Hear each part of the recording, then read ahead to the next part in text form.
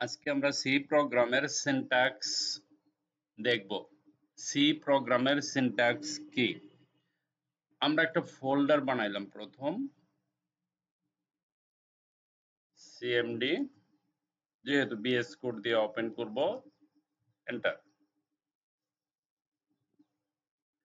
আমি শর্টকাট একটা ছোট্ট একটা সি প্রোগ্রাম বানাবো, তারপরে সিনট্যাক্স জিনিসটা আপনাদের বুঝাবো। Right click, new file, salem.c। ওকে, আমরা এখন ধরেন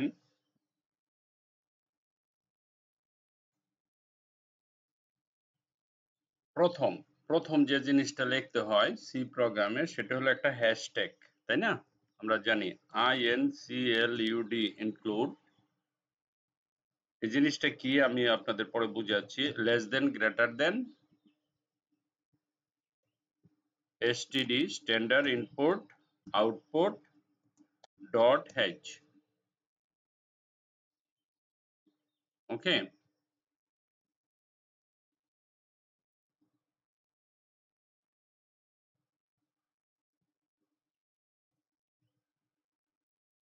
ওকে, প্রথম হচ্ছে hashtag include standard std input io input output dot header মানে হেডিং। প্রথম বিসমিল্লাহ, এন্টার দিবেন। ঠিক আছে, এন্টার দিয়ে দুইটা এন্টার দেন, একটা স্পেস দেন, দেখি কি ইফেক্ট আসে।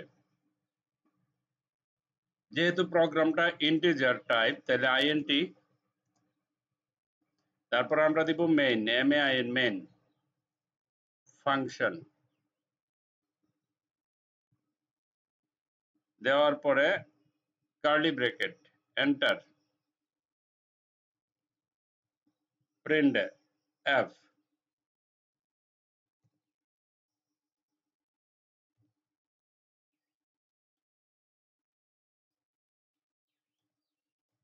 হ্যালো ফ্রেন্ড,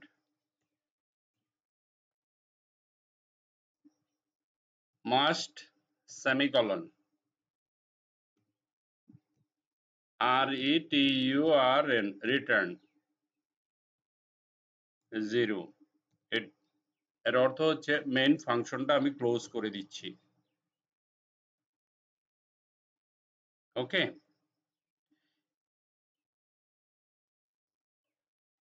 একটা, এই যে একটা ব্লক, দুইটা, তারপরে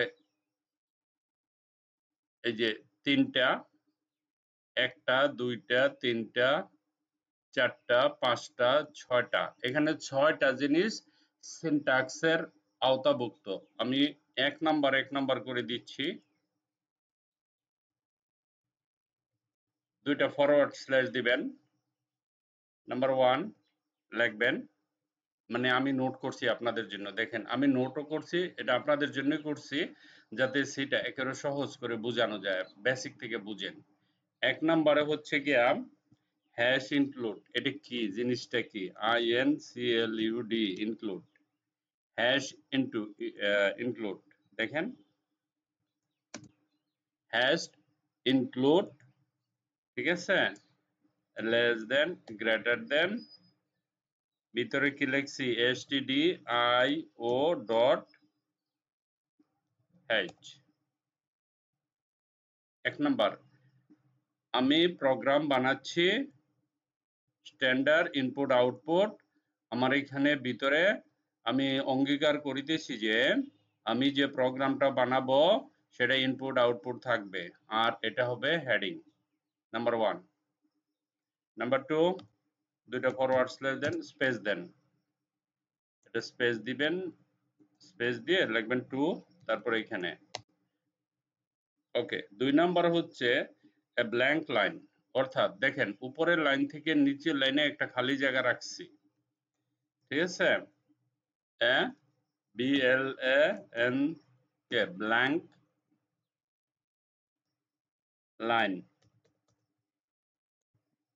ঠিক আছে, ওকে, এখন এই যে খালি জায়গাটা লিখছি, হ্যাঁ, ওকে, এতে সি প্রোগ্রামের কোনো প্রবলেম নেই, তার কোনো হেডেক নেই। এটা হচ্ছে গিয়া একটা খালি জায়গা, আর খালি জায়গাকে বলে হোয়াইট স্পেস। ঠিক আছে, ওকে, ব্ল্যাঙ্ক লাইন, এতে সি প্রোগ্রাম এর কোনো প্রবলেম নাই। ওকে, এতে সি প্রোগ্রামের কোনো প্রবলেম নাই, মানে লাইন 10টাও খালি রাখেন সে কিছুই বুঝবে না। ঠিক আছে, এখানে খালি থাকলেও সমস্যা নেই, এটাকে বলা হয় হোয়াইট স্পেস, ব্র্যাকেট ডব্লিউএইচএটি হোয়াইট এসপিএসই, এটাকে হোয়াইট স্পেস বলে, হ্যাঁ, খালি জায়গাকে। আবার দুইটা ফরওয়ার্ড দিবেন, এখানে আসবেন নাম্বার 3, 3 নাম্বার লাইন কোনটা? 3 নাম্বার হচ্ছে গিয়া মেইন ফাংশন যেটা। ঠিক আছে, এই যে এটা কি লিখছি, MAIN মেইন, তারপরে দিছি ফাংশন। এটার অর্থ হচ্ছে নো প্রবলেম, হ্যাঁ, যে এই জিনিসটাকে আমি চোখ বন্ধ করে ফাংশন বলতে পারি। হ্যাঁ, কি বলতে পারি? এটিকে ফাংশন বলে, FUNCTION, ফাংশন বলে। Okay, this is called a function. তারপরে হচ্ছে গিয়ে আপনার নাম্বার 4, 4 নম্বরে হচ্ছে গিয়ে আপনার যে আমি যে লেখছি এখানে প্রিন্টএফ, প্রিন্টএফ মানে হচ্ছে ফাংশন, প্রিন্ট ফাংশন, প্রিন্টএফ মানে print function, PRINT, printf is a FUNCTION function using for output। ঠিক আছে, সোজা হিসাব, আউট, PUT, আউটপুট। তারপরে হচ্ছে গিয়া নাম্বার 5, 5 নম্বরের যে লাইনটা, রিটার্ন 0, মেইন, এই যে মেইন ফাংশন দিয়ে যে আমরা এরকম কার্লি ব্রেকেট দিলাম, ঠিক আছে, RETURN, রিটার্ন 0 মানে হচ্ছে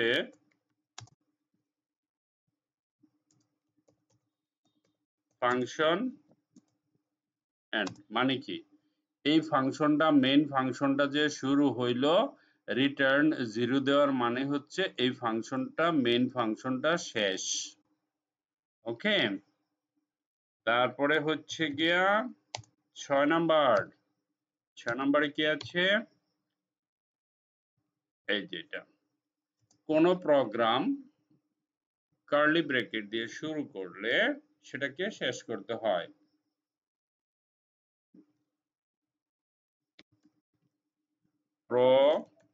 প্রোগ্রাম কমপ্লিটলি শেষ হয়েছে তাই বোঝায়, সোজা হিসাব।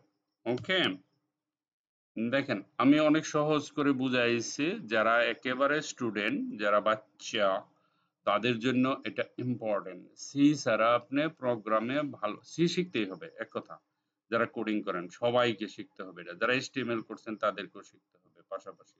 আর স্টুডেন্টের খাতায় যারা নাম লেখাইছেন, কোনো রাস্তা নাই, বিকল্প কোনো রাস্তা নাই, এটা শিখতেই হবে। প্রশ্ন হচ্ছে, স্যার আপনি এইভাবে বলতেছেন কেন? যারা সি প্রোগ্রাম শিখে না তারা কি লেখাপড়া করে না? 100% করে, সবই করে, কিন্তু কম্পিউটার রিলেটেড কোনো বিষয়ে মানে অতটা চিন্তাধারা করে না। সে মনে করে, না আমি কম্পিউটারে টাচও করব না, জীবনে কম্পিউটার ধরবো না, জীবনে কম্পিউটার পড়বো না, আমি ওকালতি করব, আমি টিচারি করব।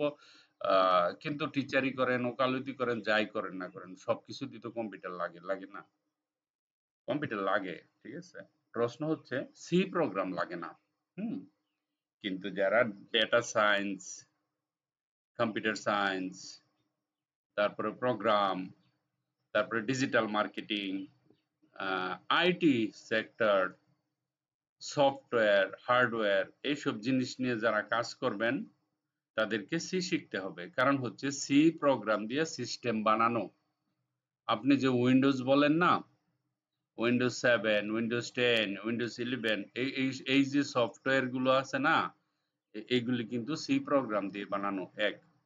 আর সবচেয়ে বড় কথা হচ্ছে সি থেকে সমস্ত কম্পিউটারের যত ল্যাঙ্গুয়েজ ভাষা আছে পরে মানুষে মডিফাই করে আলাদা আলাদা নামে প্রপার্টি বানাইছে, কিন্তু সিটাকে ভুলে গেলে চলবে না।